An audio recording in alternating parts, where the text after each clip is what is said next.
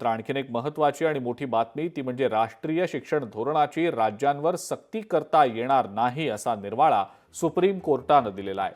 हिंदी शिकायची असेल तर दिल्लीला शिका असं याचिकाकर्त्यांना ठणकावण्यात आलेलं आहे। राष्ट्रीय शिक्षण धोरणाची अंमलबजावणी कराच अशी सक्ती करणारे आदेश भारतातील कोणत्याही राज्याला देता येणार नाहीत। हिंदी शिकायची असेल तर दिल्लीत शिका असे स्पष्ट करत सुप्रीम कोर्टाने हिंदी सक्ती संदर्भातील याचिका फेटाळून लावलेली आहे। राष्ट्रीय शिक्षण धोरणाची अंमलबजावणी करण्याचे निर्देश तामिळनाडूसह अन्य काही राज्यांना द्यावेत अशी मागणी करणारी जनहित याचिका दाखल झाली होती। ही याचिका फेटाळून लावताना न्यायमूर्ती जे.बी. पारदीवाला आणि न्यायमूर्ती आर. महादेवन यांच्या खंडपीठाने हे स्पष्टीकरण दिलं। या मुद्द्याची वैधता रिट पिटिशनमध्ये न तपासता योग्य सुनावणीत स्पष्ट केली जाईल असंही खंडपीठाने नमूद केलंय।